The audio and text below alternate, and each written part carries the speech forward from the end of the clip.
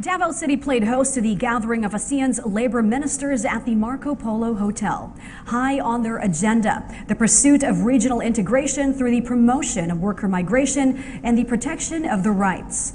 The push for this implementation was initiated when the country last hosted the Regional Bloc Summit 10 years ago. PTV correspondent Marita Muahe has the full story. Davao City has beefed up its security for the hosting of the Southeast Asian Nations Labor Ministers Retreat. Police Chief Inspector Andrea de la Serna, Public Information Officer of the Police Regional Office 11, and the designated spokesperson for the ASEAN security says that 21 different government agencies collaborated with the Philippine National Police to secure the delegates and their parties.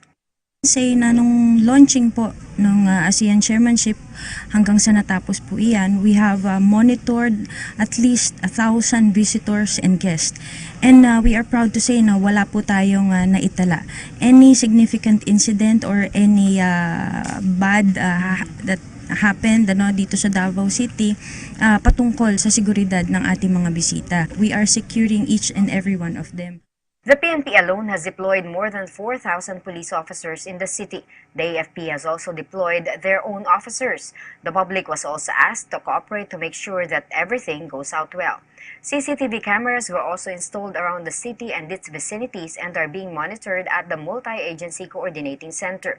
Major de la Serna added they monitor not only the delegates and other guests, but their deployed officers on the ground as well to make sure they are doing their assigned tasks.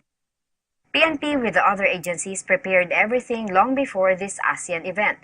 They also cleaned up the streets of illegal structures, especially those which hamper the flow of people and traffic as well.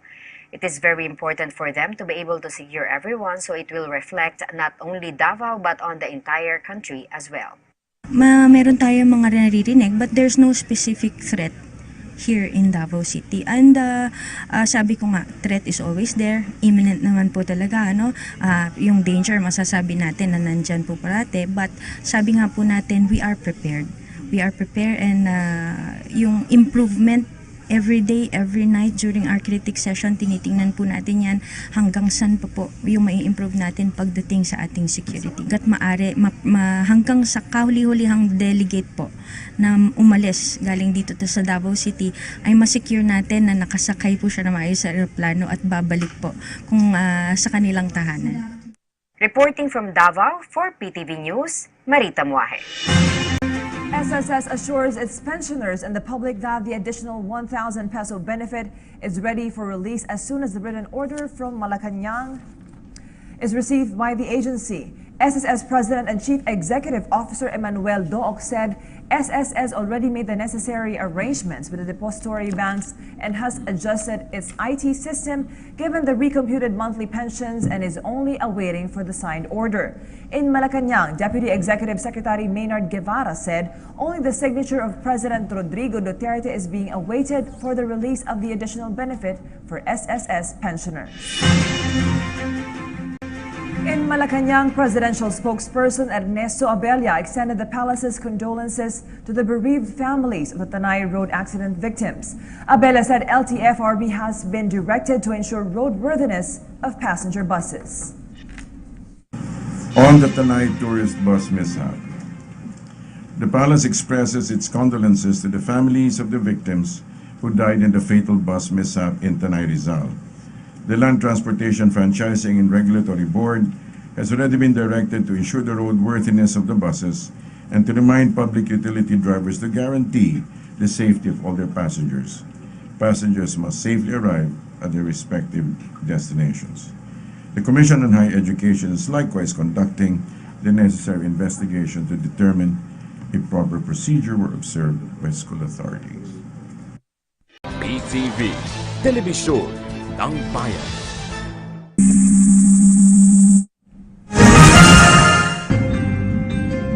Good evening, you are watching PTV News Break, and here's the latest. Malacanang has ordered the Land Transportation Franchising Regulatory Board to make sure that all public transportation buses in the country are safe and roadworthy. The order was made after the fatal bus crash in Tanay, Rizal that claimed the lives of 15 people. According to presidential spokesperson Ernesto Abella, the LTFRB has already been directed to ensure the roadworthiness and to remind public utility drivers to guarantee the safety of their passengers. The palace expresses its condolences to the families of the victims who died in the bus accident in Tanay, Rizal last Monday. Meanwhile, the Commission on Higher Education called for the suspension of all college field trips until investigations into the bus crash is completed. In other news, the Supreme Court junked the petition of Janet Limnapolis and 2 others seeking to dismiss raps against them for violation of the anti-graft law and malversation of public funds filed by the Office of the Ombudsman. This is in connection to the alleged misuse of over 25 million peso PDAF of former Agusan del Sur Representative Rodolfo Plaza. In affirming the Ombudsman's finding of probable cause, the High Court reiterated its deference to the Ombudsman's performance duty. The SC also added that there is no proof that the Ombudsman has abused its discretion in filing the case at the Sandigan Bayan, and the High Court also dismissed the petition filed by her driver, John Raymond Diasis, and National Agribusiness Corporation President Alan Havillana. And that's the latest. Stay tuned for more news at 9:15 tonight. For PTV News Break, I'm Sharms Espina. Malacanang assures that the simple and sober commemoration of the 31st anniversary of the EDSA People Power Revolution does not mean the Duterte administration is giving less significance to the historic event that toppled the Marcos dictatorship.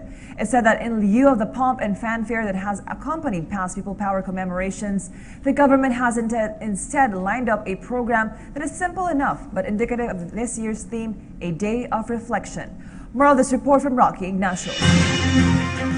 It's been 31 years when the country had regained democracy through a peaceful EDSA People Power Revolution. The first People Power Revolt anniversary has for its theme a day for reflection. Malacanang opted a sober and simple EDSA commemoration. So we have lined up a program for the next 4 days that would be simple enough but indicative of what we intend to do. The theme for this year's celebration is a day of reflection. And that's precisely the reason why there's no pomp in this year's anniversary celebration. It's a time to settle down, to quiet a bit, and think of what has happened over the past 30 years. Do we still have that spirit of EDSA within our hearts? Have we done things that are supposed to guide us after that momentous event in our history? So that's why we want to quiet down a bit and do some reflection on this matter. But again, just to assure you, this simplicity does not mean in any way that we are giving any less significance to the 31st anniversary of the EDSA People Power Revolution. Despite simple preparations, Presidential Advisor for Entrepreneurship and Vice Chair of EDSA People Power Commission, Joey Concepcion, said it is more important to commemorate the real meaning of what the Filipinos went through to regain democracy. Concepcion is the son of Jose Concepcion, who went to EDSA to support the move to oust former President Ferdinand Marcos. And I think it's also timely that we try to really think, how do we really take EDSA, the spirit of EDSA celebration moving forward? And to me, what's really important is we allow people to express themselves. And that's why one of the reasons why we did it on Friday is because there are reports that a lot of people want to express themselves on Saturday. So let them do it. And I think it's what democracy is all about. Cecil Guidote Alvarez reiterated that the issue of Marcos' burial has nothing to do with the plan of a simple commemoration. Patotohanan, hindi matatanggal ang sakit at dalamhati ng mga biktima ng martial law sa naging desisyon ng Supreme Court. Pero yun ang naging desisyon ng Supreme Court. Pero nagbaliktad rin naman sila, biglang sinabi na nakaw na yaman talaga yung mga ginto at lahat ng alahas, pati na dapat yung mga art collection. Yun ho ang mahalaga, alaala, ano ang katotohanan? Hindi mapagtatakpan ang katotohanan. At nagagalak tayo na kung akala ninyo dahil nandyan yung libingan ng mga bayani, kakalimutan ng EDSA, hindi eh. Hindi naman kinakalimutan. Bagkus, nagising ang mga kabataan na sinasabi ni Joey na hindi alam ang madilim na kasaysayan ng batas militar. Meanwhile, EDSA People Power Commission has already invited former President Fidel Ramos and Benigno Noynoy Aquino III. Malacanang has allotted 1 million pesos for the event. For PTV News, Rocky Ignacio.